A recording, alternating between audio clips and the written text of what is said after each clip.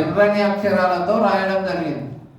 అలాగా ఈ ఇంత గొప్ప గ్రంథాన్ని దేవుడు నీకు నాకు రాయించి 1600 సంవత్సరాల కాలం పట్టి 40 మంది ప్రవక్తల చేత నిలబెట్టుకొని రాయించుకున్నాడు. దేవుడు తను పరలోకంలో ఉండి పరిశుద్ధాత్మ ప్రేరణలతో భూమి మీద ఉన్న మనుషులను ఏర్పరచుకొని తాను చెప్పిన మాటను రాయించుకుంటూ వచ్చిన ప్రతి ఒక్క అక్షరాన్ని నేను ఏం చేస్తున్నావు తెలుసా? నిర్లక్ష్యం చేస్తున్నావు.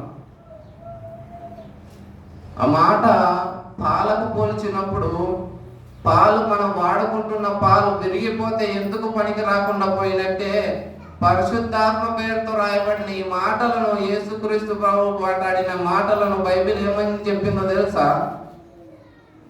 చెప్పింది ఒకసారి చూడండి. పేతురు రాసిన మొదటి పత్రిక. ఎన్నోసార్లు చదువుకుని ఉంటారు, సార్ ఎన్నోసార్లు చెప్పి ఉంటారు, కానీ యుగ సంబంధమైన దేవత వలన నువ్వు నేను ఏమైపోయాం తెలుసా? గుడ్డోలమైన ఆ గుడ్డోలమైనందువల్లనే వాక్యం మన చేతిలో ఉన్న చదవం, వాక్యం మన చేతుల్లో ఉన్న మన చెవుల దగ్గరకు వస్తున్న వినం. యేసుక్రీస్తు వారు ఉపమానం చెబుతూ అంటున్న మాట ఏంటో తెలుసా? చెవులు గలవారు వినును గాక. అంటే యేసుక్రీస్తు కాడ కనపడుతున్న వాళ్ళకి చెవులు కనపాలేనా యేసుక్రీస్తుకి? అంటే చెవులు ఉన్నాయి కానీ వినట్లేదు. నువ్వు విన్నావు అంటే ఇప్పుడు సారు లేచి నిలబడి అని అన్నప్పుడు నిలబడినోడు విన్నట్ట, కూర్చున్నోడు విన్నట్ట? చెప్పండి. నిలబడినోడు విన్నట్టు. కాబట్టి వాక్యాన్ని వింటున్నాము అంటే, వాక్యాన్ని చదువుతున్నాము అంటే నువ్వు నేను ఎలా ఉంటాము? వింటాం. అబ్రహాము ఎలాగైతే విన్నాడో అలాగా వింటాం. ఆ స్త్రీలు ఎలాగైతే విని దేవునికి భయపడి ప్రసవం జరిగినప్పుడు అక్కడికి రాజు దగ్గరికి వెళ్ళి కూడా ధైర్యంగా మాట్లాడతారు తెలుసా? ఎబ్రీ స్త్రీలు మీలాంటి స్త్రీ లాంటి వాళ్ళు కాదు, మేము పోయేటప్పటికే వాళ్ళు కన్నారు అని చెప్తారు. దేవుని భయంతో అంత ధైర్యంగా అక్కడ మాట్లాడతారు. కాబట్టి చూడండి, పేతురు రాసిన మొదటి పత్రిక 2వ అధ్యాయం 3వ వచనం.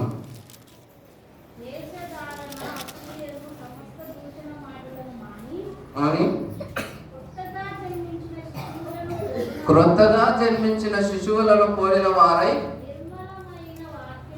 నిర్మలమైన వాక్యమును పాల వలన రక్షణ విషయములో ఎదుగు నిమిత్తము ఆ పాలను అపేక్షించుడి.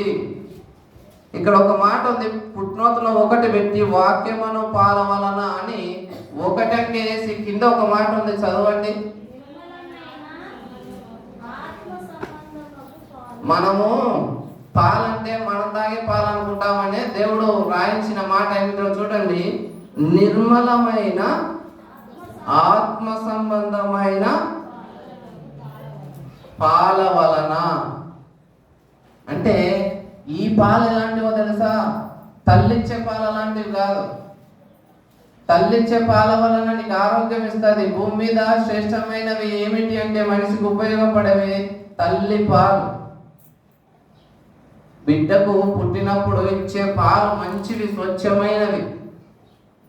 అలాంటి పాలు భూ సంబంధంగా నీ శరీరానికి గొప్పగా చేస్తే యేసుక్రీస్తు వారు సంపాదించి ఇచ్చిన ఈ గ్రంథంలో నిండే మాటలు నీ ఆత్మీయ జీవితానికి ఎదుగుదలగా ఉంటది.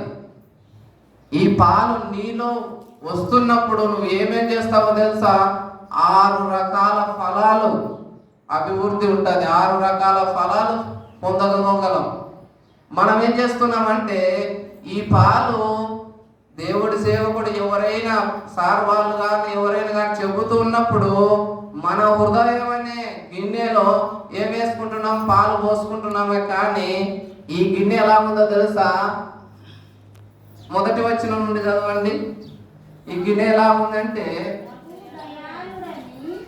ప్రభువు దయాళుడని మీరు రుచి చూచి ఉన్న ఎడల సమస్తమైన దుష్టత్వమును, సమస్తమైన కపటమును, వేషధారణను, అసూయను, సమస్త దూషణ మాటలను మాని. అంటే ఇక్కడ మాని అని ఉంది. రుచి చూచిన వారు మాని ఉంటారు. మనం ఎలా ఉన్నాం తెలుసా? రుచి చూడలేదు, మన గిన్నె ఎలా ఉందో తెలుసా? ఇవన్నిటితో అపరిశుభ్రంగా ఉంది. కడగలే. మనం కడిగినాం అనుకుంటున్నాం. ఎక్కడ కడిగామో తెలుసా? పాత్ర బయట కడిగాం, లోపల పాలు పోసే కాడ కడగలే, బయట కడుక్కుంటున్నాం. బయట కడగలే, లోపల పాలు పోస్తే ఏమైనాయి? పగిలిపోయినాయి. అలాగనే ఎంత వాక్యం వింటున్నాం అనుకుంటూ ఉంటాం, కానీ మన గిన్నె ఎలా ఉందో తెలుసా? వేషధారణతో కడిగినా బాగుండాం అనుకుంటున్న వారిగా ఉంటాం. ఎన్నోసార్లు సార్లు చెప్పి ఉండొచ్చు. శాస్త్రులు పరిశీలిస్తూ దగ్గరికి వచ్చి ఈయన చేతులు కడుక్కోకుండా అన్నం తింటున్నారు, ఇలాంటి మాటలు మాట్లాడతారు. అప్పుడు యేసుక్రీస్తు వారు ఒక మాట అంటారు, మీరు పాత్రను బయట కడిగేవారే కానీ లోపల కడిగేవారు కాదు అంటాడు. అర్థమైందా? అంటే వారి దగ్గర వాక్యం ఉంది. వారు ధర్మశాస్త్రోపదేశకులు, అంటే ధర్మశాస్త్రాన్ని చెప్పేవారు. ఆ ధర్మశాస్త్రం చెబుతున్న వారు ఏం చేస్తున్నారు తెలుసా? వాళ్ళు పాటించరు. వారు పాటించే వారిగా లేరు, కానీ చెబుతూ ఉంటారు. అలా ఉన్నవారు ఏం చేయాలి? గిన్నె కడుక్కోవాలి లోపల. ఇప్పుడు మన వాక్యం మనలో ఎందుకు ఉండకుండా పోతుంది అంటే మన గిన్నె సరిగా లేదు. దయచేసి ఆ గిన్నె, ఈ హృదయం అనే గిన్నెను కడుక్కుందాం.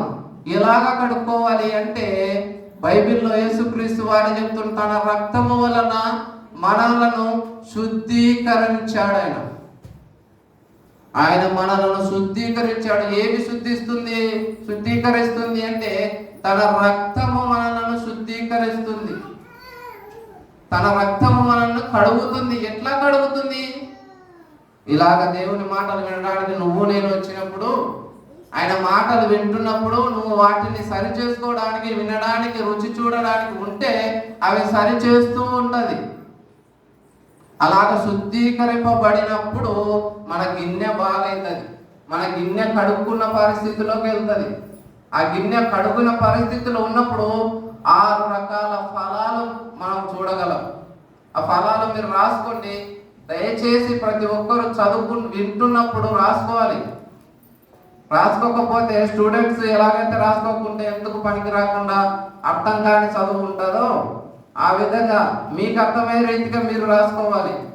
రాసుకోకపోతే నువ్వు ఇంటికి వెళ్ళిన తర్వాత నువ్వు ఏం చేస్తావో తెలుసు, ఎవరేం చెప్పినది నీకు అర్థం కాదు.